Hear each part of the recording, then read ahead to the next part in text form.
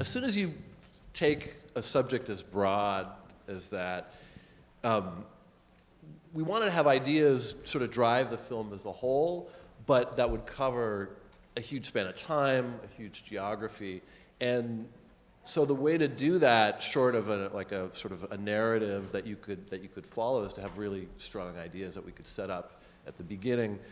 So as you can see, the film kind of comes full circle, and it starts with evolution and these basic ideas around rough and tumble play and how they bring out a certain play ethic, between animals, and we come back to that at the end.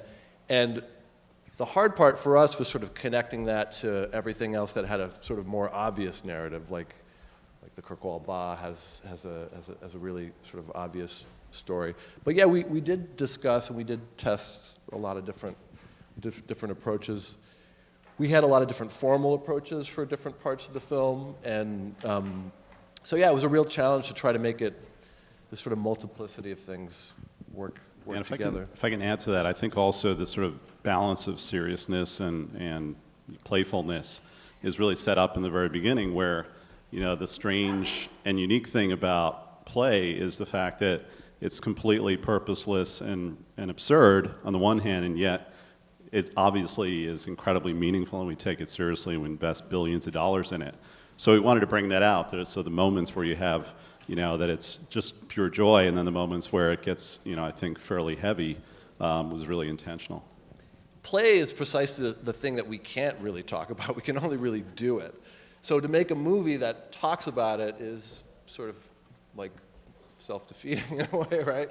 But so that was kind of the trick. We wanted to talk about it enough so that you could engage with it on an intellectual level, because believe it or not, if you just saw a game extended or just purely sort of beauty stuff strung out for an hour and a half, that's its own kind of boredom. It's a different kind of boredom.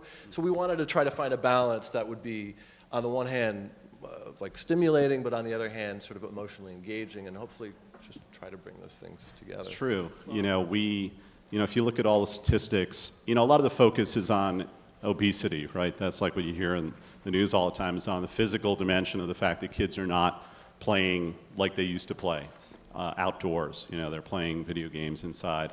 What we try to focus on is, we all know that, but do we know about the other consequences of what's happening to us cognitively, how we're being impaired, in a sense, through being denied this idea of free play?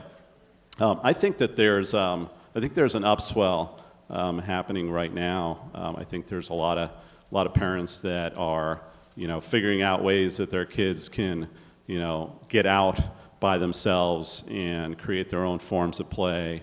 American football is seeing it extensively because of all the head injury stuff that people are just saying, my kid's not going to play American football, and they're pushing them toward other things.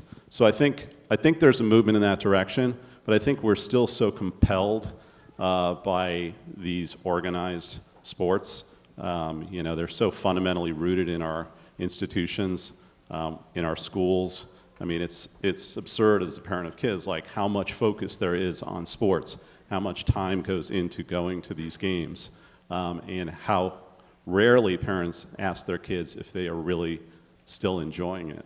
I think we all remember a time where kids played more freely, and kids play definitely less freely now. And maybe, I think in the same way that there's a return to sort of like whole foods and sort of back to basics, maybe there's a return to whole play and sort of just free play the way that we grew up doing it.